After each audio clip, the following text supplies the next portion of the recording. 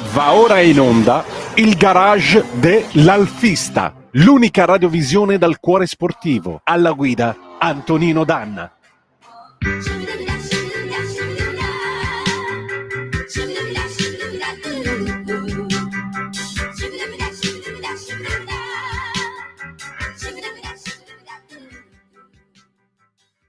Buongiorno Antonino, a voi la linea. Cara Sveva, buon lavoro, amiche e amici miei, ma non dell'avventura, buongiorno, siete sulle magiche onde di Radio Libertà, questo è il garage dell'Alfista, Antonino Danna al microfono con voi e con lui anche l'immenso Alex Cereda. Ciao Alex. Buongiorno Antonino, buongiorno a tutti. E allora, intanto io stavo guardando qua le foto del Catania Club Alfa Romeo, hanno fatto una bellissima parata di Alfa Romeo alla base di Sigonella. Se vi capita andate a vederli su Facebook, ma noi oggi abbiamo la posta e risposta, o sbaglio? Sì, oggi dedichiamo la puntata, la breve puntata a rispondere ai nostri amici e ai nostri lettori. Direi di sì. Che cosa ci scrivono di bello i nostri amici lettori, Alex? Guarda, io ho una fresca di ieri praticamente, di un amico che mi ha chiamato, ci segue, Paolo, lo saluto. Tra le tante domande mi chiedeva la sua passione è la GTV. Fin da bambino mi chiedeva, ho sempre avuto la passione della GTV, ha qualcosa disponibile per poter acquistare un'auto, dove mi consigli di acquistarla? La GTV gli ho spiegato, e lui già lo sapeva, che comunque ci sono diversi modelli, 2000, il 1600, 1008, quelle erano GTV di prima serie, o il 2000 o l'ambito 2005 col bus. Le cifre purtroppo restano alte ed è la macchina proprio, l'Alfa Romeo, che per ora sta aumentando di mese in mese. Soprattutto le 2000 e 2005 hanno ormai raggiunto delle quotazioni, non dico mai alte, perché non è mai una quotazione alta per un Alfa Romeo, però senz'altro rispetto al passato la GTV resta un'auto sempre più chimera, proprio per via del fatto che è abbastanza richiesta, è una macchina moderna, perché comunque è per la linea innovativa, è per una meccanica eccezionale, è un'auto utilizzabile tutti i giorni. E quindi Paolo, risponderò con questo, io non so il tuo budget, se tu me lo vorrai dire anche in privato potrei aiutarti su quale modello. Occhi aperti quando si acquista non solo un Alfa Romeo, qualunque altra marca, teniamo anche conto che i ricambi non esistono più. Anche una semplice guarnizione per una GTV diventa un problema. Quindi quando si acquista un'auto non pensiamo che c'è solo il costo dell'auto, c'è il suo mantenimento e comunque quando si acquista c'è sempre qualche lavoretto da fare. Questo sicuramente. Tra l'altro è importante trovare le persone giuste capaci di mettere le mani soprattutto sul motore V6, perché il motore V6 è un motore robusto sì, ma delicato, come tutti i motori Alfa Romeo. Quindi ha bisogno della giusta manutenzione, del giusto modo di essere accudito, anche perché l'impianto di iniezione ormai sono passati più di 40 anni e anche quello forse avrebbe bisogno di essere toccato solo da chi è in grado di maneggiare la strumentazione adatta. Assolutamente, sono auto già dai tempi quando uscirono solo l'Alfa Romeo, tecnici preparati perché facevano i loro corsi di aggiornamento e ci sapevano mettere le mani. Oggi molte di quelle officine non esistono più e le nuove leve, non me ne voglia se qualcuno ascolta, non basta avere la dritta dell'amico, dello zio dell'amico per definirsi meccanici preparati, perché meccanici lo si è con una certa tradizione, con una certa esperienza. Chi è rimasto adesso sono sia di produttori che di meccanici pochi, ma erano quelli che sapevano come risolvere le problematiche di quei motori. Erano motori molto performanti che negli anni ne risentono comunque nella meccanica, oltre che il discorso della carrozzeria che va mantenuto in un certo modo. Quindi direi a Paolo se hai un bel gruzzoletto prendi pure una GTV6, però metti almeno un 20% extra per eventuali riparazioni o comunque messe a punto, perché sono auto con transaxle dietro, insomma organi meccanici sono tanti e un Alfa rende bene solo se perfetta al 100%. Infatti, questo deve essere molto chiaro. Tra i vari pezzi, per esempio, che non sempre si trovano facilmente e dei quali spesso si fa incetta, ci sono per esempio, immagino, i giunti di gomma, quelli dell'albero motore. Oh, quelli dell'albero di trasmissione. Esatto. E venivano fatti con un materiale che adesso non è più prodotto. Hanno praticamente sostituito con un altro materiale che dicono sia addirittura più duraturo, però ovvio è un materiale nuovo che si inserisce su un motore che ha una certa età, che è sempre prestante e moderno, però comunque c'è sempre da considerare che almeno 30-40 anni ce li ha e che va tenuto con il massimo rispetto, quindi va acquistato nelle migliori condizioni possibili. Scongiuro e consiglio a chiunque di acquistare un'auto da restaurare, soprattutto se è un Alfa Romeo, se è un restauro impegnativo, perché la spesa può superare comodamente il valore stesso dell'auto, a meno che non c'è un valore affettivo. Per esempio un'auto, ecco, diamo una dritta, prendendo spunto da una conversazione che ho avuto la scorsa settimana con un amico alfista, gli dice cosa conviene comprare. Ecco, adesso vedo, perché io seguo sempre il mercatino, al di là del comprare, adesso sto buono e cauto, anche perché non avrei spazi dove metterle. Adesso è il momento di comprare le Giulia. Sono state le prime a schizzare in alto come prezzi, circa 10 anni fa. Oggi risentono per il fatto che nelle grandi città non possono più circolare se non iscritte ASI, se non la domenica, eccetera. E sto vedendo sempre più annunci di Alfa Romeo Giulia, ma alcune tenute veramente bene. Ecco, questo è il momento che se uno vuole investire può acquistare una Giulia.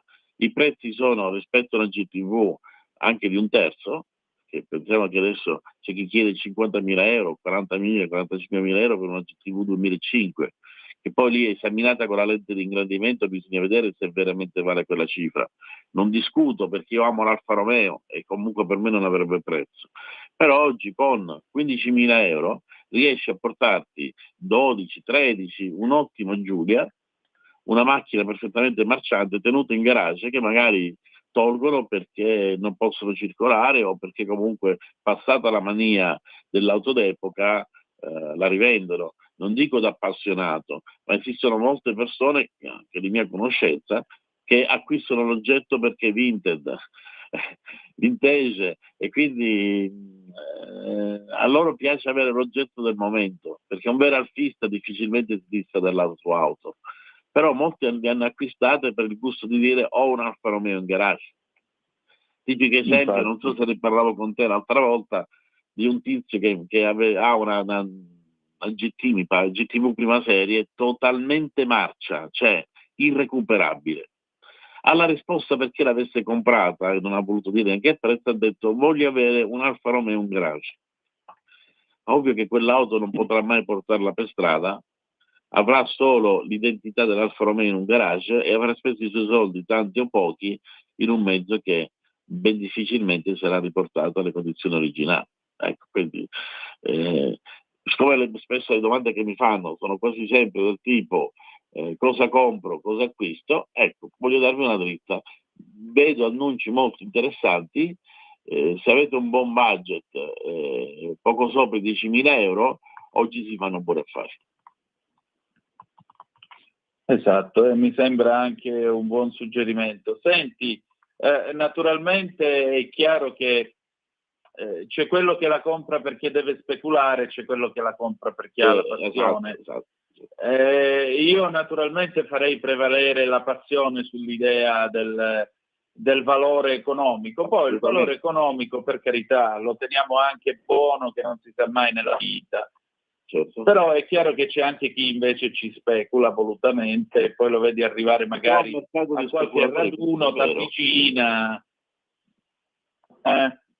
Dobbiamo dire la verità, esiste anche il mercato degli speculatori, però adesso vedi l'acquirente è più intelligente perché esistono le riviste, esiste internet, esistono amici appassionati, chiunque ti apre gli occhi e quindi quando ti avvicinano anche nei raduni per esempio e ti dicono ma questa io non la venderei neanche per 30.000, cioè ne invito all'acquisto, io mi faccio una risatina e mi giro dall'altra parte perché ci provano comunque. Però isolando questi personaggi che ovviamente chiedono lo speculatore chiede sempre spesso più del valore di quello che è, e magari quell'auto l'ha comprata a una frazione perché ha beccato un vecchietto, una vedova, qualcuno che gliel'ha ceduta. Girando nei vari social, nei vari mercatini di annunci, si trovano buone auto. Poi dico sempre, la contrattazione è importante, perché al momento che tu la visioni puoi anche contrattare il prezzo se hai qualche lavoro da fare e quindi il prezzo stesso scende. Magari ne chiedono 15 e la cedono a 13, è comunque un risparmio.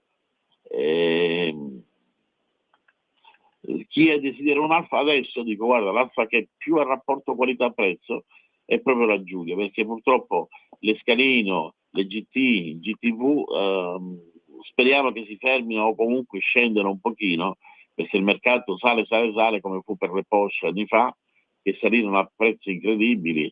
Una 911 T andava su 150.000 euro, 170, adesso va la metà e chi allora comprò a quelle cifre oggi deve svendere, altrimenti non e fa fatica anche a certo, sono sempre le solite bolle che poi esplodono e quando esplodono succede la finanza, succede così nelle auto, salgono, poi il mercato si satura, nessuno compra, nessuno vende.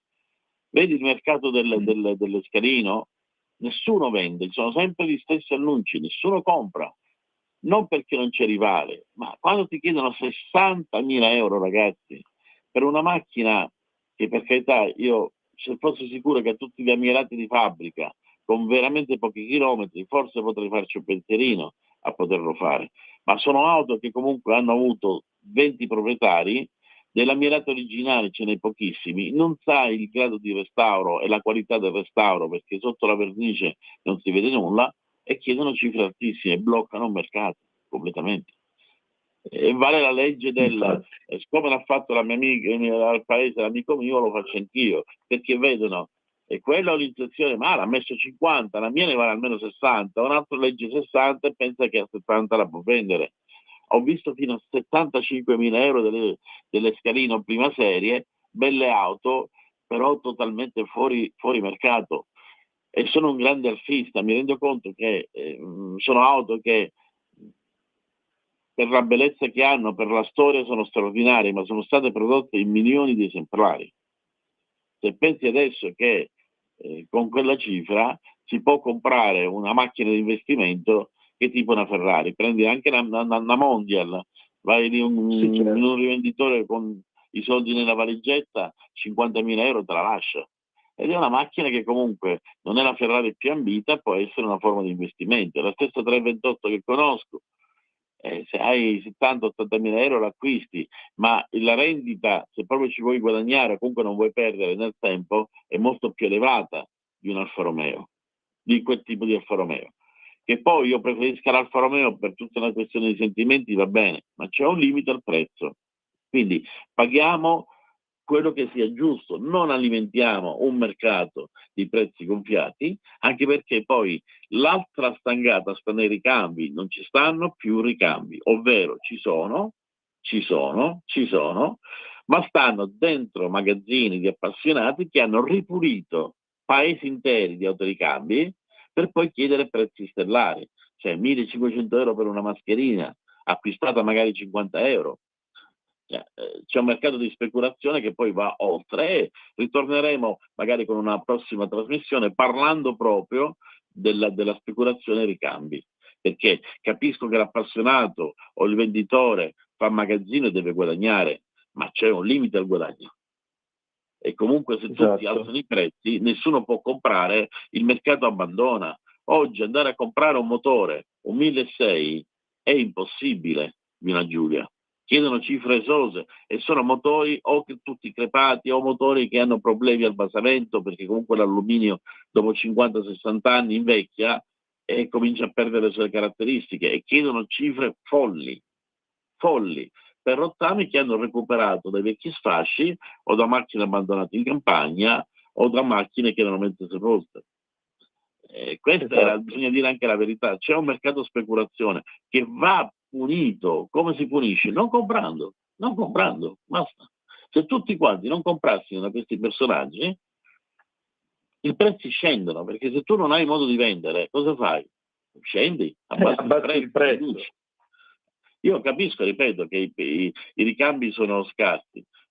Non posso fare nomi anche perché non è simpatico e non mi piace, anche perché lì in mezzo ci sono amici che sono appassionati e che hanno acquistato tanti ricambi negli anni per le auto proprie, ma non sono spariti, hanno solo cambiato luogo. Ci sono magazzini, garage pieni di ricambi, di gente che non vuol vendere, o se ti cede un manicotto ti chiede 200 euro. Per averlo originale, per averla la data 1965, eccetera.